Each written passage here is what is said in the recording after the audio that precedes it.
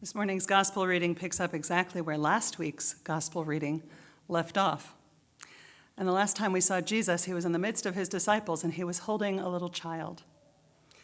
At some point in our reading, I'm pretty sure he puts the child down. We begin in Mark chapter 9, verse 38. John said to him, "Teacher, we saw someone casting out demons in your name, and we tried to stop him because he was not following us." But Jesus said, "Do not stop him, for no one who does a deed of power in my name will be able soon afterward to speak evil of me. Whoever is not against us is for us. For truly, I tell you, whoever gives you a cup of water to drink because you bear the name of Christ will by no means lose the reward.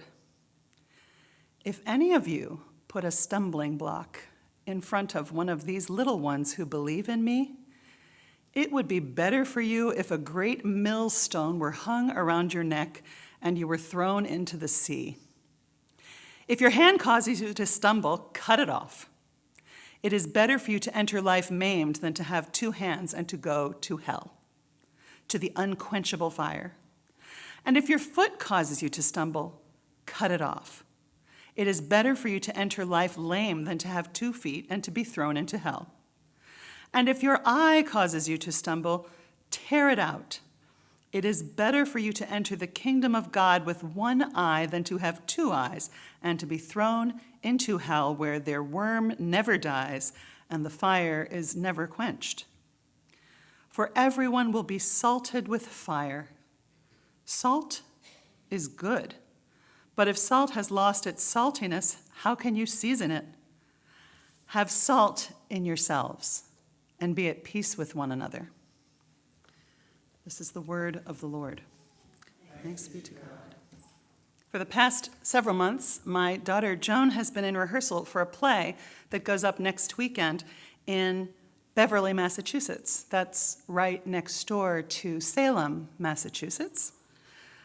It's a devised play, which means the director started with characters and situations, but allowed the actors to develop their dialogue scene by scene. The play is called Demonology, Blood and Bones. It takes place in 17th century New England and will be performed in a 17th century farmhouse owned by one of the characters in the story. My daughter plays a servant who has begun having mysterious fits. And if you're familiar with any of the history of the Salem witch trials, you can begin to imagine where her plot line is going. Modern-day writers, including psychologists, scientists, and plain old armchair enthusiasts, have suggested reasons for the fits related to accusations of witchcraft. They range from hysteria to contamination by poisoned crops, to a particular kind of encephalitis, to a need and desire for attention combined with jealousy. Whatever the cause or causes, the fact remains, for a period of time, certain symptoms became associated in that community with the presence of evil. And the community wanted nothing more than to root it out.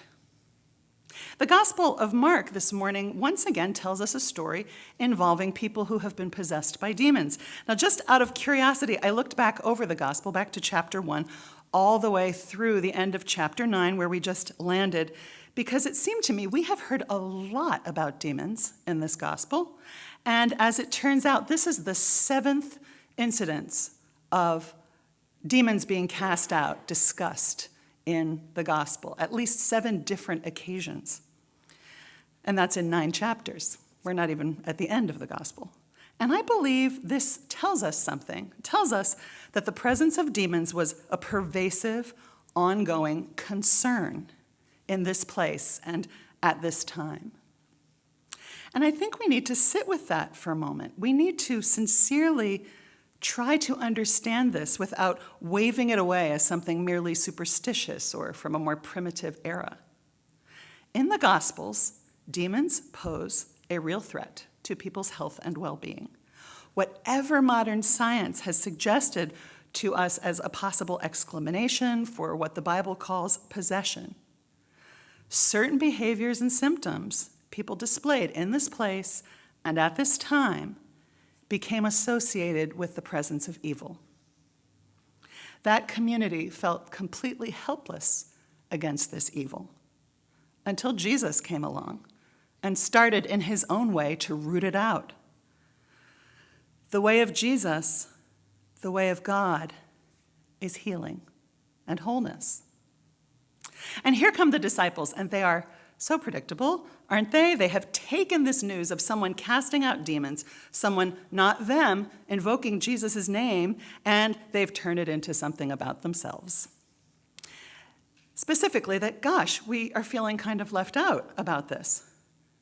You may recall a few chapters ago, the disciples tried and failed to cast out demons. Might be a little jealousy going on here.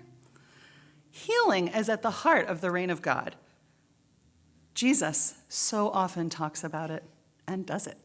The Gospels tell us that Jesus is the great physician who is able to alleviate a fever, to stop a 12-year hemorrhage, to bring a dead girl back to life, to make the blind see, to restore to the paralyzed man the ability to walk, and yes, to cast out demon after demon after demon, whatever that means.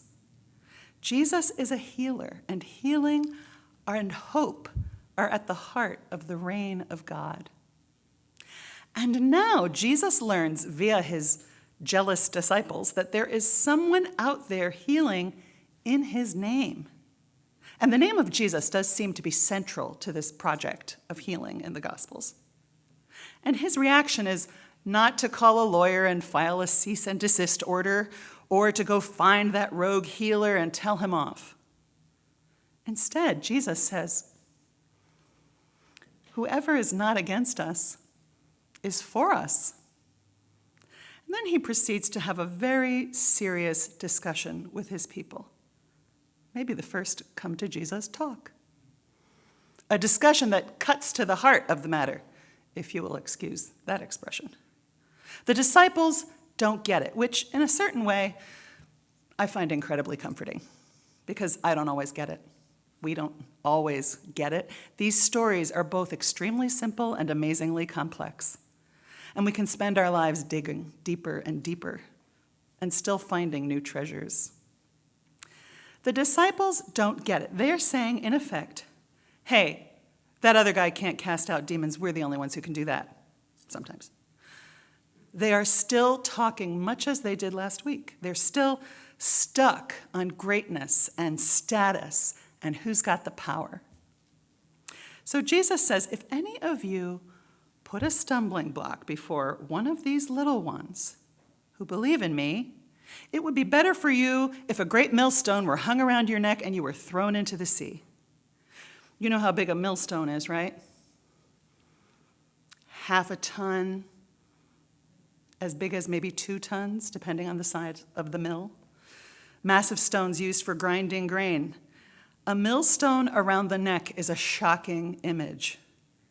It's overkill, literally. We talked this week in the Monday Bible study about who exactly the little ones might be. And of course, this passage begins probably with a little child still in Jesus' arms. And last week's passage suggests that they are certainly among the greatest of God's reign. But it's clear from this passage that the people being healed, even those being healed by some other guy, are clearly among them. A search through the Gospels suggests that the little ones are those who Jesus calls elsewhere the least of these, the poor, the vulnerable, the sick, the scared. Someone possessed by a demon would surely be on this list. And also, anyone who had witnessed this healing in Jesus' name, and maybe, just maybe, had started to wonder about Jesus, who he really was, what his life really means. And so Jesus says, I swear, you guys, if you scare off these vulnerable people, any of these little ones, with your jealousy, with your need to be the top dog, you'd be better off at the bottom of the briny deep than you'll be when I get done with you. The next part of what Jesus says is shocking and gross. Cut off your hand, cut off your foot, pluck out your eyes, if any of these leads you away from God. I'm going to tell you what I think this means. Jesus is telling his disciples they are responsible for their own actions. They cannot blame their actions on some exterior force, some external thing. They can't say, but he was casting out demons without our permission, as an excuse for interfering with healing. They can't say, he made me angry, as a defense for violence. They can't say, but she was wearing a short skirt, as a defense for sexual assault. The responsibility is theirs and theirs alone. It is their responsibility if they respond to someone offering healing outside their little circle as if it somehow diminishes them. It is their responsibility if they focus more on turf wars or who is the greatest than on what Jesus came to do, which he says very clearly in the first chapter of Mark. Jesus said, "Let us go on to the neighboring towns so that I may proclaim the message there also, for that is what I came out to do." And he went through Galilee, proclaiming the message in their synagogues and casting out demons. The message? The reign of God is here. Turn your life around and believe in God's love. I don't know about you, but this has been a tough week for me and for a lot of people I love. Our nation has spent several days more or less glued to the TV and other media as we watched dramatic testimony in the confirmation hearings for our next Supreme Court justice. And for anyone who has ever been the victim of violent physical or sexual assault, this was very, very difficult. Women in particular found a new urgency to tell their stories, sometimes for the very first time. All of us at different times find ourselves badly in need of healing. All of us have difficult stories to share, or stories which we usually choose to keep to ourselves. At the same time, all of us are called to bring God's healing to a hurting world. This is what I came to do, says Jesus. And he goes out proclaiming that message and casting out those demons. I wonder what each of us could do today to help someone turn away from their demons. What words of comfort and strength can we offer one another in the face of our mutual woundedness?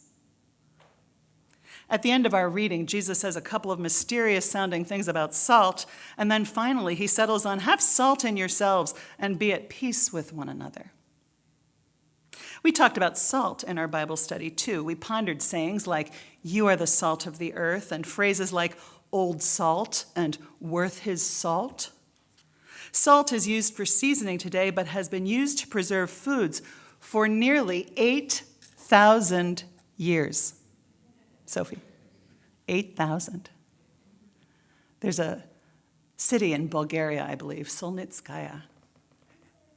It's named after the salt, and it's a city that old. At some point, salt was so precious it was used as a commodity for trading, even for currency. The word salary comes from the Latin word for salt. Salt has a history of adding flavor, adding value, preserving and enhancing. And it's come to symbolize human goodness and safe harbor. And later in the week, I had a sudden memory of being 11 years old with brand new braces on my teeth. And the only soothing thing in those first uncomfortable weeks was, guess what? Guess what? Gargling with warm water with a spoonful of salt mixed in. We can offer these gifts to one another. We can be salt for one another by offering spaces for healing. Whether that means sitting together in companionable silence or sharing our painful stories. We can be salt for one another in recognizing one another's value, one another's basic human dignity, whether or not we are on the same side. We can be salt for one another by offering the gift of our basic human goodness and kindness, no strings attached. The reign of God is here, Jesus tells the people. Turn your lives around and believe in God's love.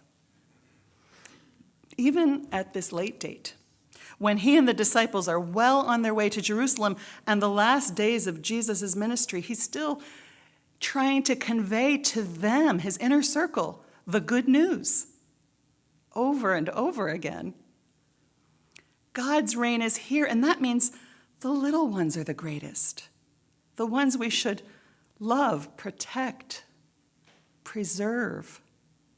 God's reign is here, and the way of that reign is healing and wholeness. God's reign is here, and that means letting go of our notions of status and power and turning our hearts to those who need our care when life is hard and cruel. God's reign is here, and God is love. Love without limits. Love that never runs out. Love that is with you even when you are hurting, haunted by your memories, or frightened of the future. Love that is willing to listen to your story, to believe you, to stand by you. Love that will be angry with you, or infinitely sad, or simply quiet and at peace. Love that says, you are not alone. I am with you. Thanks be to God. Amen.